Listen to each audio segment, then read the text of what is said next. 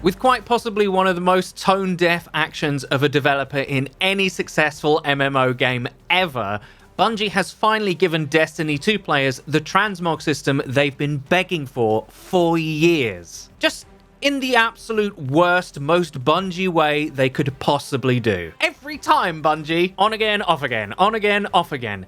Even with the long history of Bungie making, let's say, questionable content decisions, the Destiny community is up in arms about this one, and a certain Stasis pistol multiplayer scandal. So let's take a closer look at Transmog, as well as a few other blunders from Destiny 2's new season of the Splicer. Yeah, that's right, there's more. Armor synthesis. It's been a very long time since Destiny 1 released, about 7 years, but who's counting anyway? And from the very beginning, players have been asking for an MMO staple, a transmog system, a way to change the appearance of one armor piece to another. Yep, it's that simple, but with Bungie, a price for everything. The price, in Destiny's Transmog's particular case, time and a lot of it.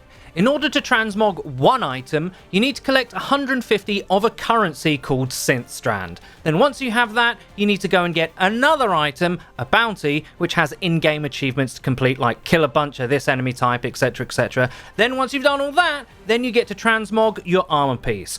All of that palaver for one piece. Great. Why don't I just get a second job while I'm there? Another slight snag? Yeah, that currency, that comes with a collecting time limit, so you can only get rewarded one every 2 minutes at maximum. That means to collect 150 of these things, it would take at least 300 minutes, and that's best case. 5 hours minimum to get enough currency to buy one bounty, which equals one item.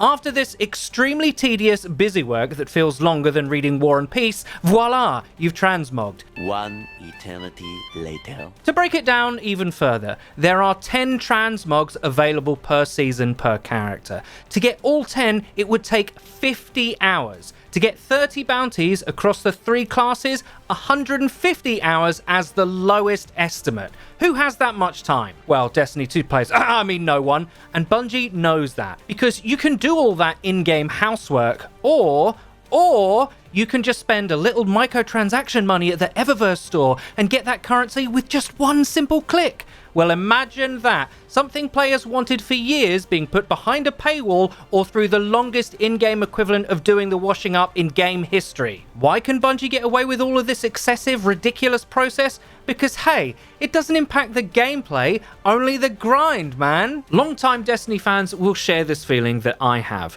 Why does something so easy have to be this hard? Why, when given the opportunity to make a great decision, does Bungie repeatedly make the wrong one? At this point, I think half of the endgame of Destiny 2 is actually putting up with Bungie's interesting judgment.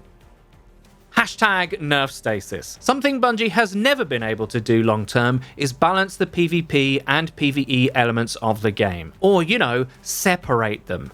Back in Destiny 1, it was forgivable for the new hybrid game Destiny was trying to be. Now, all these years later, far less so. Since its arrival in Beyond Light, Stasis has been the Darkness subclass dominating the PvP space. Just like Sub-Zero, Stasis powers freeze players in their tracks just long enough for you to give them the old 1-2 combo. The problem, Destiny as a game has a huge emphasis on movement for every class to dodge, double jump and maneuver effectively, and Stasis counteracts all of that, but not in a good way. For months, the Trials and Crucible crowd have cried out to hashtag nerfstasis, and Bungie, ever the listeners to the community outcry, instead elected to add a Stasis pistol to this newest season.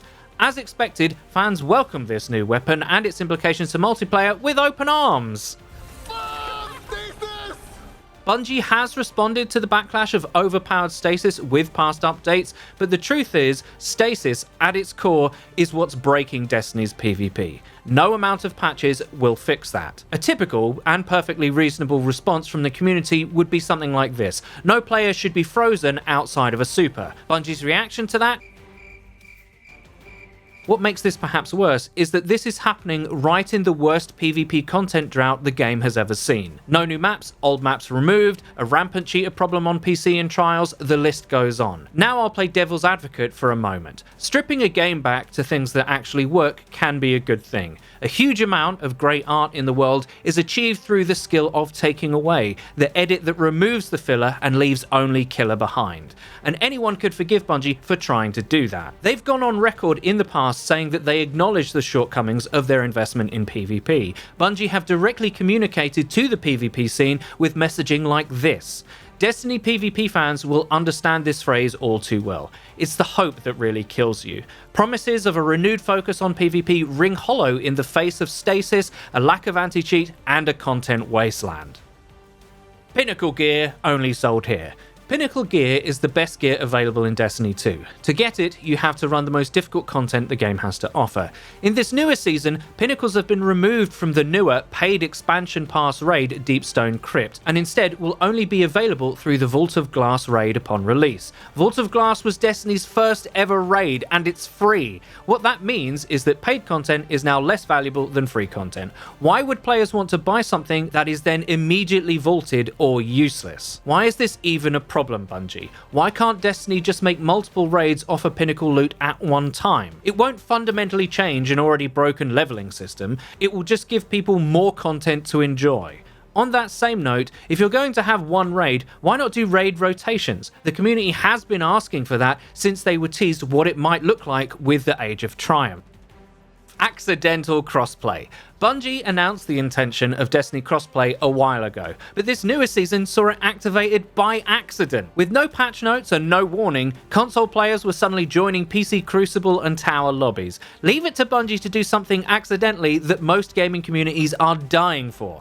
I say most gaming communities because Destiny isn't one of them. Crossplay may be an exciting new trend of many PvP games, especially the Battle Royale genre. However, there are things to consider when actually implementing it. Things like balancing reaction time on PC versus console, or cursor movement impacted by higher frame rates. Some PvP games pull it off, most don't. # mouse and keyboard for life. That said, while we're sure Destiny will encounter those same issues in due time and proceed to mess them up further in astounding fashion, the biggest hurdle to effective crossplay Destiny has right now is from PC cheaters, something the community is genuinely afraid of and could potentially make crossplay a living nightmare. And yeah, they're probably right. I guess the best we can do for now is just enjoy the happy accident, right?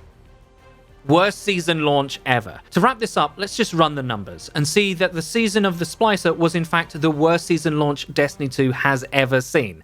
Actually, a legacy bug made it so people couldn't even play it. That's right, if you had too many friends online, specifically 40, the game would crash immediately. So people say at least. Weird though, I didn't run into that problem. That's unfortunate too, because this season, just like the previous, is showing Destiny 2 is making improvements in one key area, the story. Huge characters on the tower are interacting, drama, conflict, it's all there, and they finally seem to have time to explain what they didn't have time to explain before. But beside that real improvement, every other subject we've touched in this commentary continued the trend of Bungie making serious errors in communication with its community. Hopefully, the upcoming patches solve most of those issues, but if you're part of the Destiny community, this endless hope that the game will one day be what it always should have been will be very familiar. That is the real final boss, the actual IRL raid. Will Bungie finally activate its Well of Radiance and give the community much needed mental health regen? Fool me once, shame on me. Fool me for like the 600th time, well, I guess I'm not even mad, Bungie. I'm not even mad. That's amazing. So what do you guys think? Is Bungie going to fix these problems? And are you even willing to wait for them to try? Let us know in the comment section down below. And if you're interested in more gaming news or upcoming titles to keep an eye out for, please consider liking or subscribing for more. We'll see you guys next time.